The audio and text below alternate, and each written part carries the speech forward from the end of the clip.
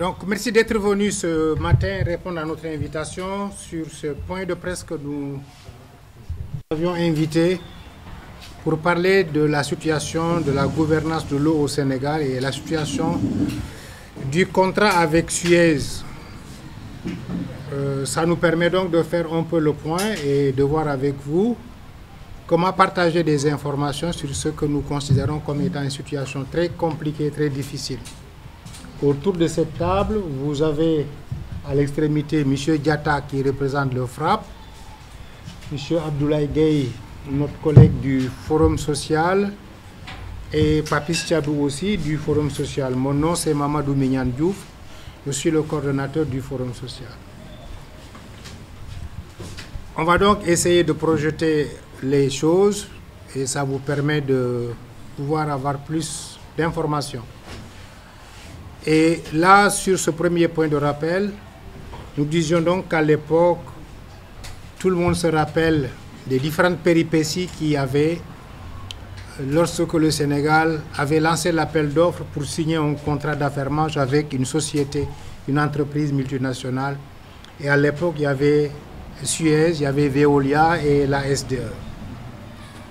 D'ailleurs, lors de notre dernier point de presse tenu en fin 2023 dans cette même salle, nous avions fait part de certaines difficultés relatives aux conditions de travail dans la boîte, mais aussi de possibilités d'une augmentation du prix de l'eau au Sénégal, mais en rapport avec les pertes qui étaient cumulées et annoncées à l'époque par la société Sen'Eau, qui est la filiale mise en place au Sénégal avec Suez.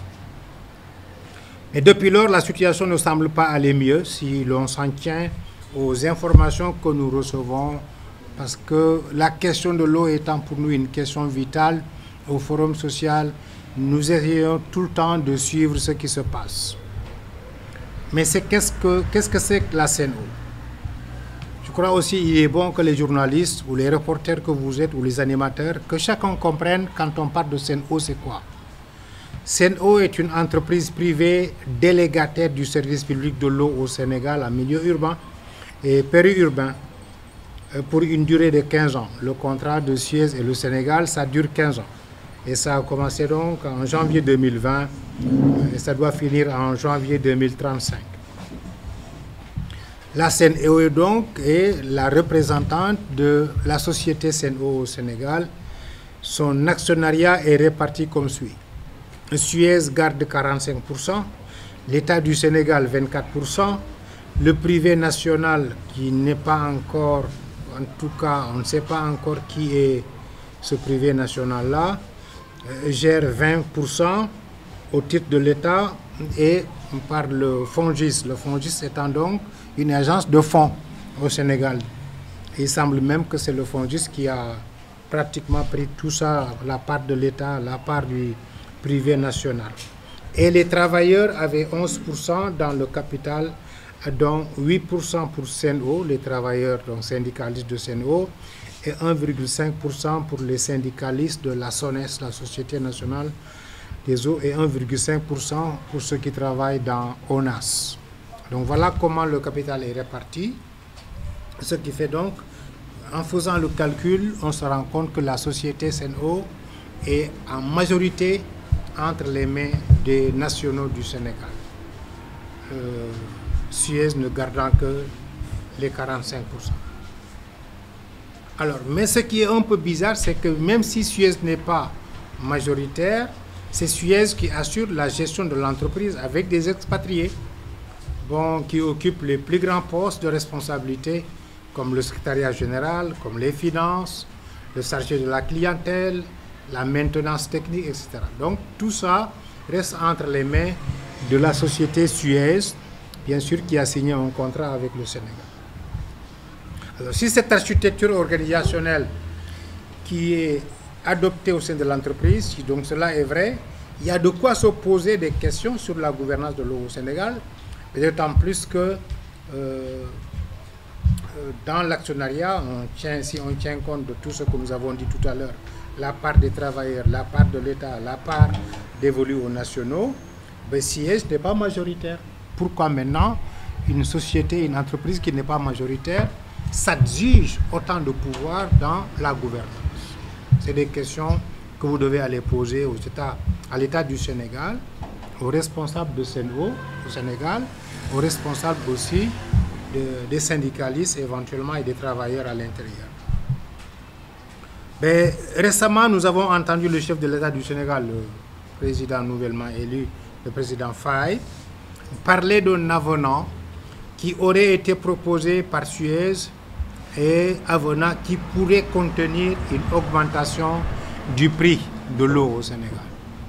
Je crois que vous avez suivi l'interview que le président a accordée récemment à la presse sénégalaise.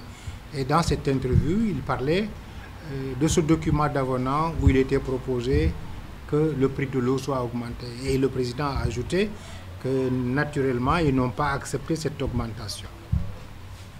Alors, une augmentation du prix, pourquoi augmenter le prix? Avec tout ce qui se dit sur la facturation depuis lors, aujourd'hui, tous les Sénégalais parlent du coût exorbitant des factures sénégalaises. Tout le monde en parle. Si, en plus de tout cela, maintenant, on pense à augmenter, c'est qu'il y a quelque chose qui ne nous a pas été suffisamment dit par le partenaire Suez.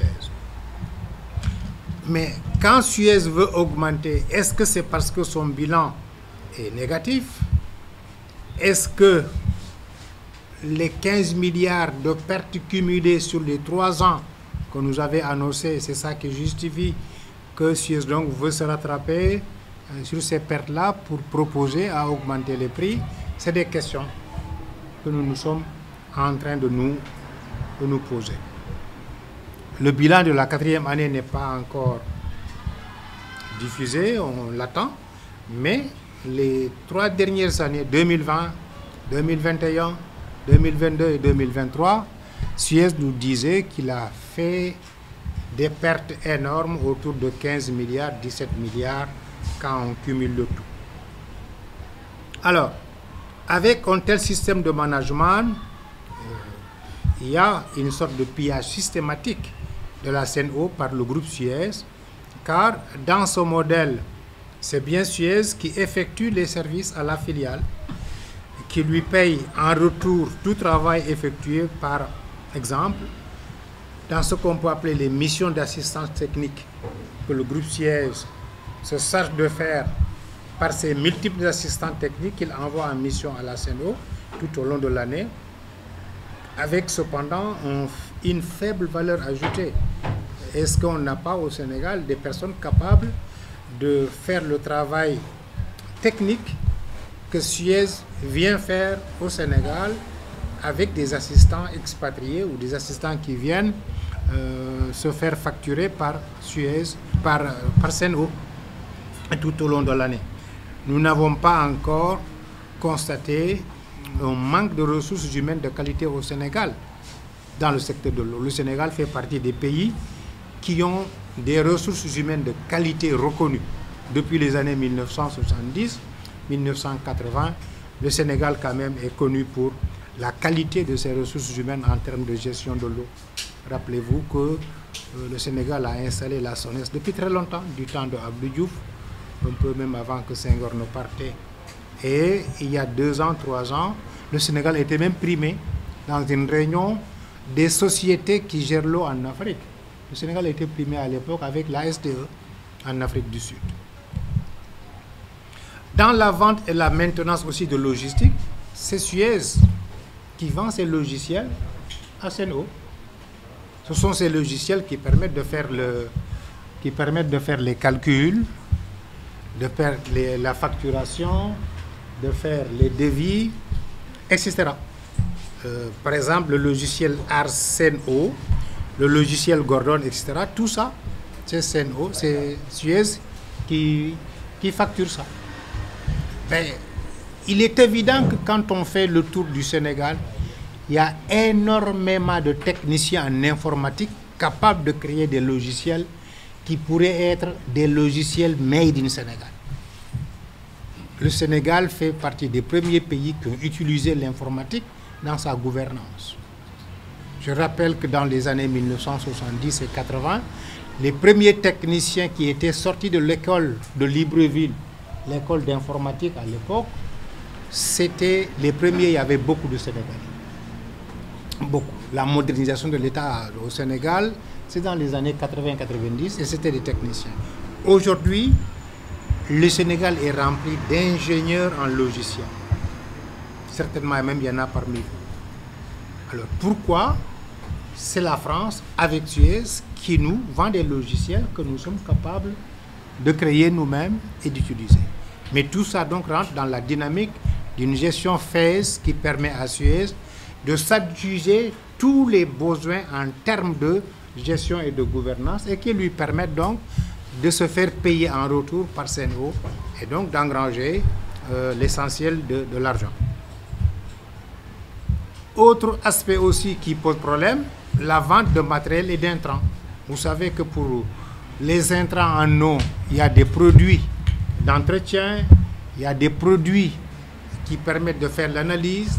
Tous ces produits-là aussi, d'entretien et de matériel, c'est Suez qui vend ça à Sen'Eau, en les commandant en France ou quelque part en Europe. Donc le groupe se réserve aussi la vente de ces matériels, de produits et d'intrants qui rentrent dans le traitement de l'eau, ce qui lui permet de gagner en même temps plusieurs centaines de millions sur les achats que Sen'Eau est tenu de faire pour ces différents produits de matériel. Ce système quasi-monopole contient des risques de voir souvent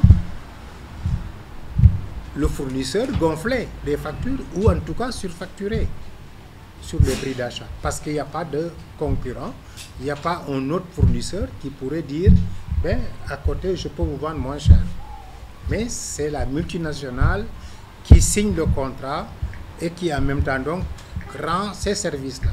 Est-ce que vous pensez que dans ces conditions, il n'y a pas vice de procédure, il n'y a pas conflit d'intérêt? Être adjudicataire du contrat et être aussi celui qui vend les produits dont la Société nationale a besoin ben, pour traiter l'eau. Est-ce qu'il n'y a pas, dans ces cas, un conflit d'intérêt? L'autre aspect aussi, c'est les achats et les locations de voitures. Une entreprise comme Sen'Eau, naturellement, a souvent besoin d'avoir des voitures de service pour son personnel ou de louer des voitures pour aller éventuellement dans des missions. Là aussi, Suez se réserve l'exclusivité de donner tous les gros contrats d'achat et de location de matériel de voiture, groupe électrogène, maintenance du parc automobile à des entreprises françaises comme la CFAO, Gaetano, comme la Sénégalaise de l'automobile, de même que le marché des dotations de carburant.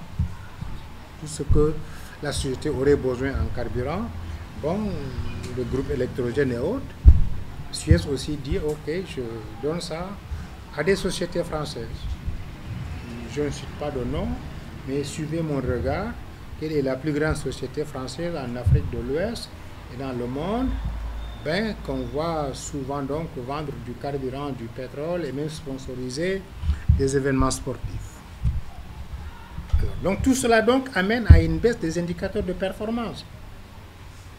Et donc, sans doute, si on tient compte de tout ce qu'on vient de dire tout à l'heure, on peut se rendre compte que oui, la Sen'Eau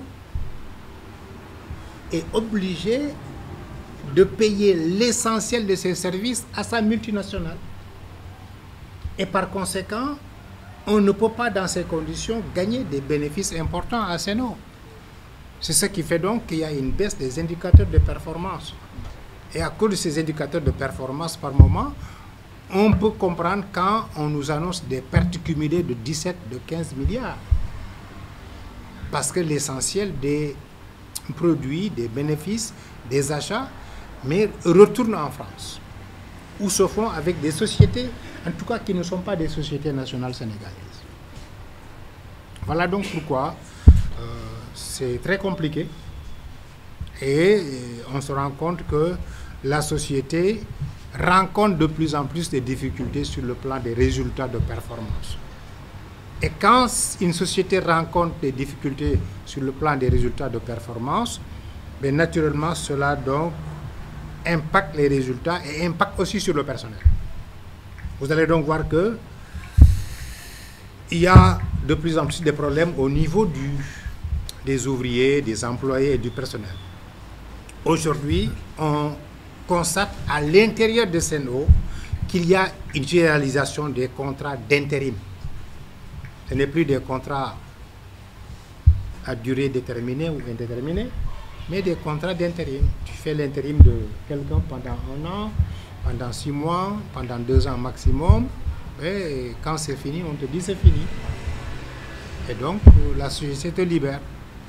Alors, donc, à défaut de ces contrats, les gens travaillent alors dans ces conditions de travail précaire. Parce qu'un travail d'intérim n'est pas un travail qui dure. Et mieux, ils ont confié donc ce travail des contrats d'intérim à une société qui fait dans les ressources humaines via, appelé donc Human Capital. Si vous cherchez dans les ressources sénégalaises, vous verrez que c'est donc cette société qui gère les intérims et qui donc oblige ce mode de recrutement presque généralisé sur tous les corps de métier, les releveurs qui viennent souvent chez vous pour relever, les plombiers qui réparent, les agents de traitement, les réceptionnistes et même des ingénieurs. Donc toutes les catégories d'agents exécutants, agents de maîtrise et même au niveau de certains cadres, ils procèdent maintenant par la délégation de contrats d'intérim confiés à un cabinet privé. Est-ce que vous pensez que cela est normal? Est-ce que vous pensez donc que dans une société sénégalaise, cela est normal d'avoir cette option? Alors, cela donne des conséquences. Des retards injustifiés de dotation qui n'arrivent pas à temps pour ceux qui en ont besoin.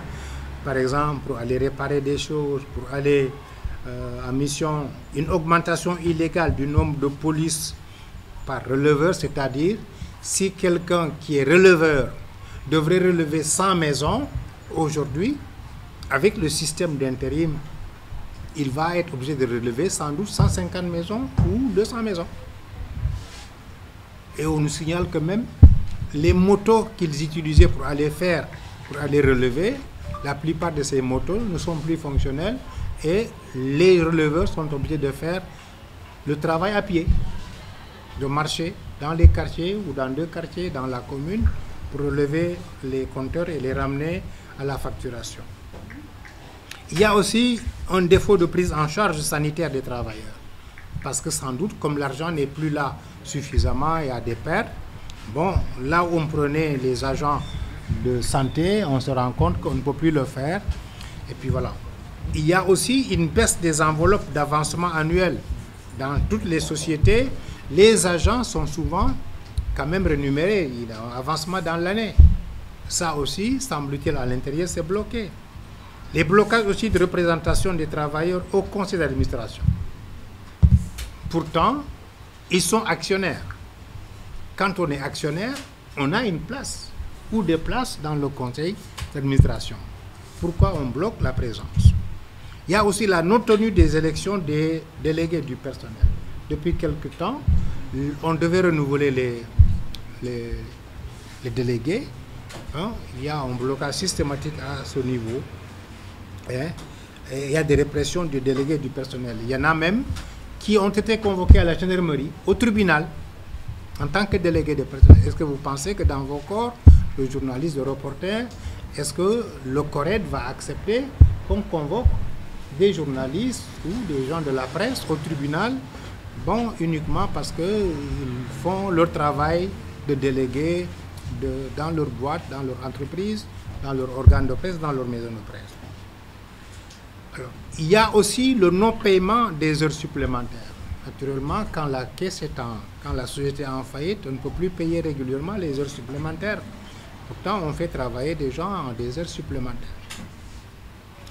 Et il y a aussi un échec des négociations annuelles. Chaque année, il était de coutume que dans la société, depuis la scène SDE jusqu'à maintenant, on négocie des choses pour voir quels sont les problèmes, quelles sont les difficultés, comment régulariser des avancements, etc. Et non content d'avoir échoué dans ces négociations, il y a aussi une nouvelle grille salariale, une nouvelle cotation des postes défavorables, bon, qui permettent donc à la société de dire je vais voir comment je crée avec la société, le cabinet qui fait le travail de recrutement d'intérim, comment je propose une nouvelle grille salariale sans tenir compte de l'ancienneté des uns et des autres. Alors, les représentants des travailleurs ainsi que leurs soutiens et adhérents de leurs syndicats subissent plusieurs formes de persécution. Une plainte à la gendarmerie, à la police, au tribunal, des demandes d'explication, des affectations arbitraires, de la rétrogradation, c'est-à-dire quelqu'un qui était à la hiérarchie A, parce qu'il est contre vous, il critique ce que vous faites à l'intérieur, il est rétrogradé à la hiérarchie C ou à la hiérarchie... voilà, on ne peut pas comprendre ça. Absence de promotion d'avancement annuel. Mise au frigo de certaines personnes, privation de départ en mission. On est même allé jusqu'à récupérer des véhicules qu'on avait donnés à certains délégués de personnel, à certaines personnes. Bon, et puis on leur dit rendez la voiture parce que vous nous critiquez, parce que vous n'êtes pas d'accord sur ce que nous sommes en train de faire. Dans quel monde on peut voir ça? Des mises à pied.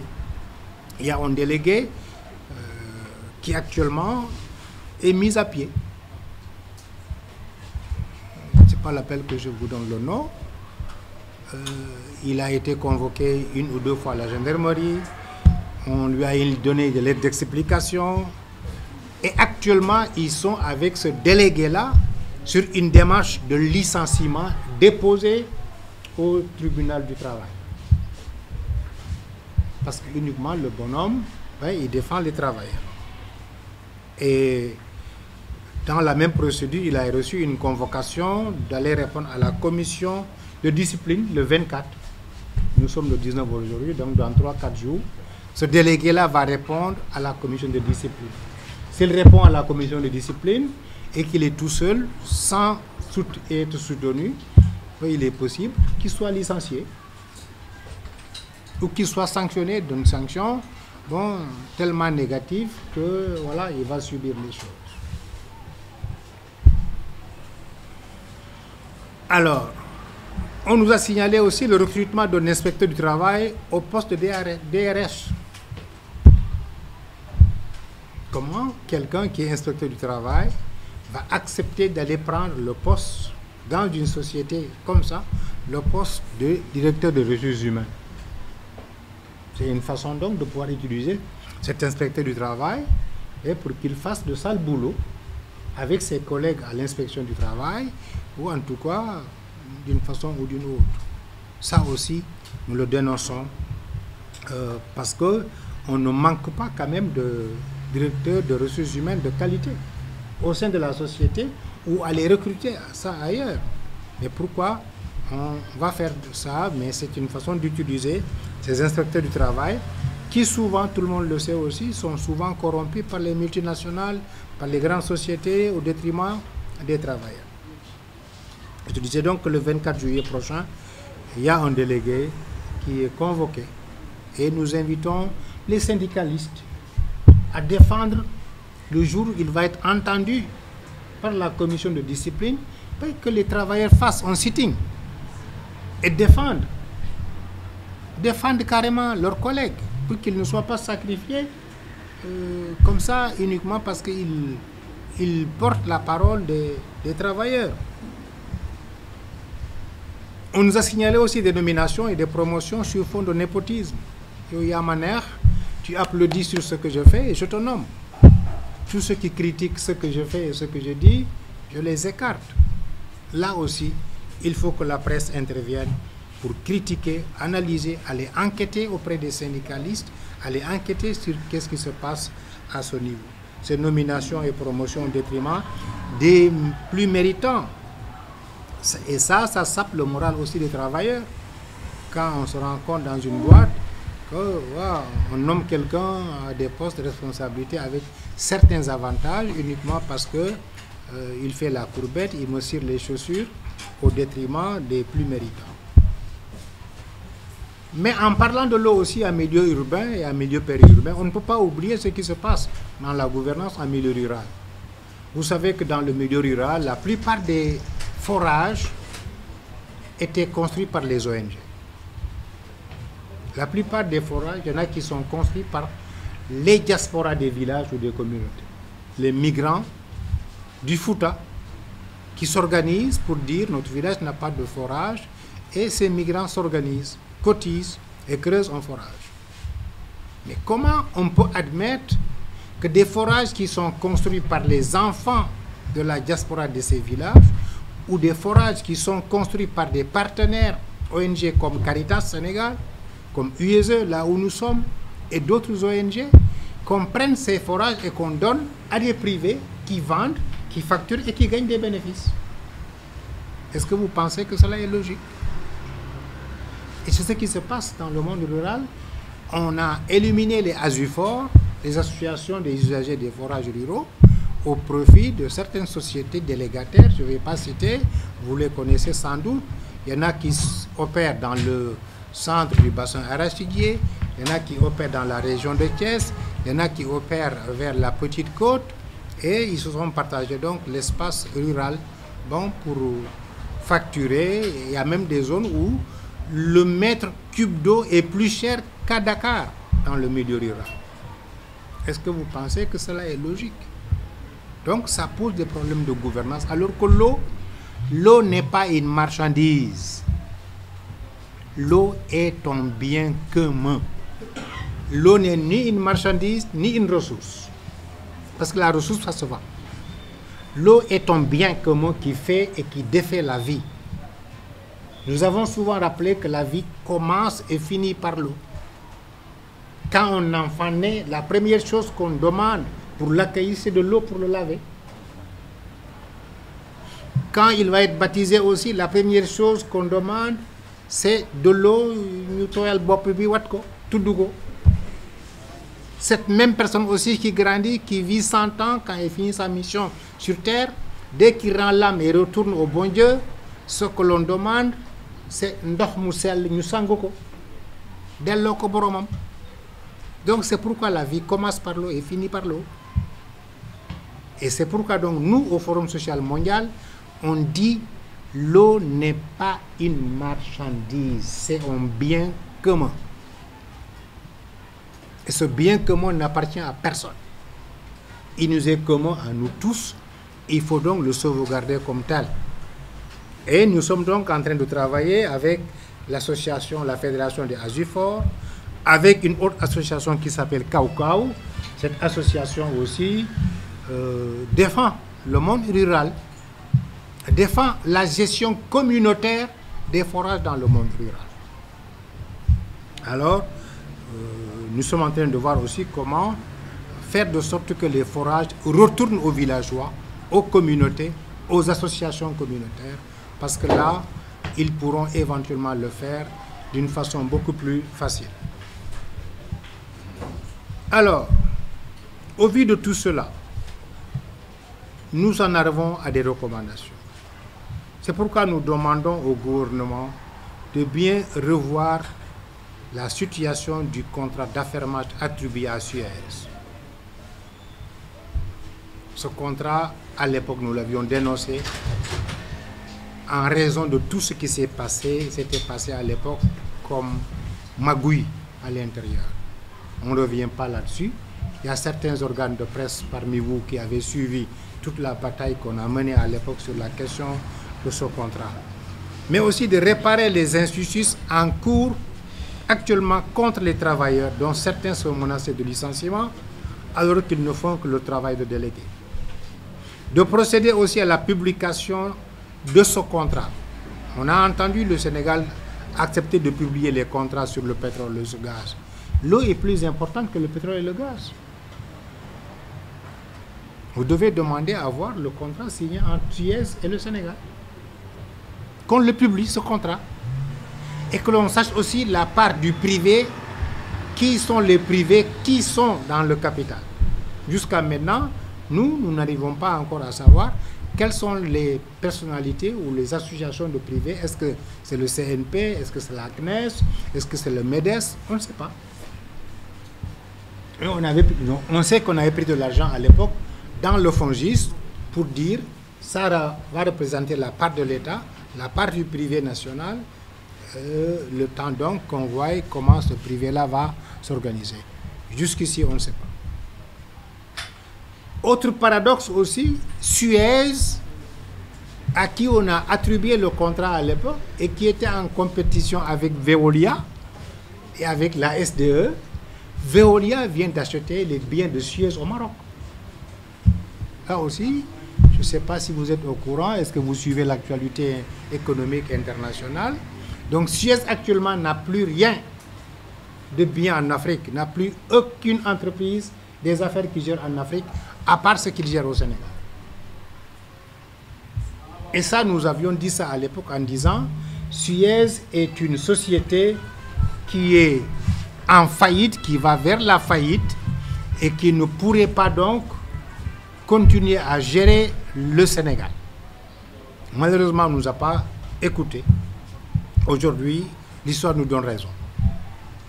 En perspective, et au vu de toutes ces situations et des menaces répétitives sur les travailleurs, le Forum social sénégalais, fidèle à sa ligne de défense des intérêts du Sénégal et des travailleurs, compte déployer un plan d'action qui va avoir comme priorité d'organiser une marche contre la gouvernance de l'eau au Sénégal et contre Suez et les sociétés privées dans le monde, une marche avec les ASUFOR, les organisations syndicales, de consommateurs, etc.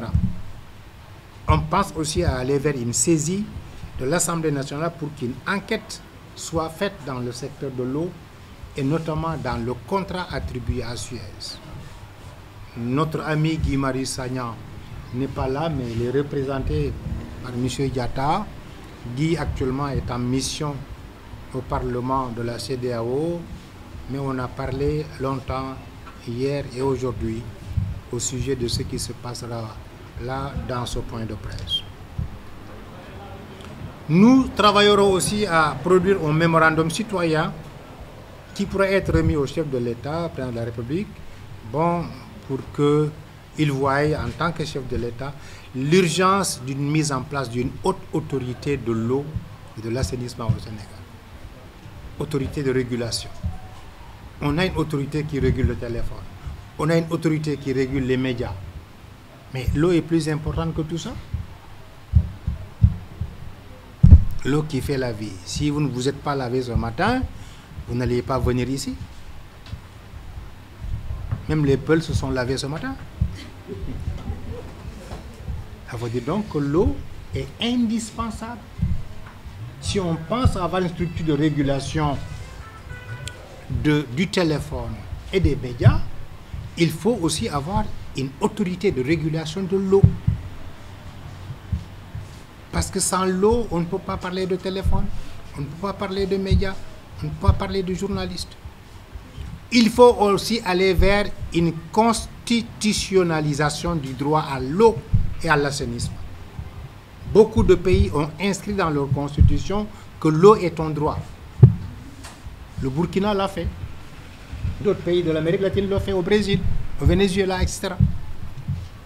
Le Sénégal a un code de l'eau, mais le Sénégal n'a pas encore une loi. Pourtant, le Sénégal a signé la déclaration des Nations Unies qui était sortie de l'Assemblée générale de 2011 et qui stipule que l'eau est un droit fondamental. Les Nations Unies donc ont inscrit que l'eau est un droit. Et tous les pays qui ont pris part à cette Assemblée générale des Nations Unies et qui signent les conventions des Nations Unies sont obligés donc de l'inscrire désormais dans leur constitution en tant que droit. Il faut donc que dans vos organes de presse, au lieu de faire de la une polémique, de buzz ou d'insultes ou de querelles crypto-personnelles des politiciens, mais mettez à la une la question du droit à l'eau, c'est quoi? Il y a des priorités sur lesquelles quand même la presse doit nous aider et éviter de tomber dans tout ce que l'on voit aujourd'hui comme propos malsains, comme injures, comme attaques, comme il y a Wahonli, il y a Defonli, alors qu'il y a des priorités. Parmi ces priorités, c'est la gouvernance de l'eau. Voilà donc, mesdames, messieurs, ce que nous devions vous présenter ce matin en vous remerciant très vivement d'être venus si nombreux. Nous avions invité 5 organes de presse, mais on s'est rendu compte qu'on en a une centaine au bout du compte, alors qu'on avait sélectionné quand même 5 organes de presse à qui on a envoyé des invitations.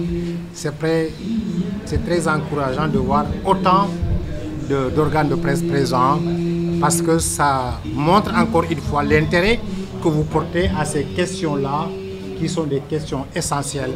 Et nous souhaitons aussi qu'en retour, qu'un bon traitement soit fait de ce qui a été dit ici, et non pas venir et repartir sans qu'on nous voie.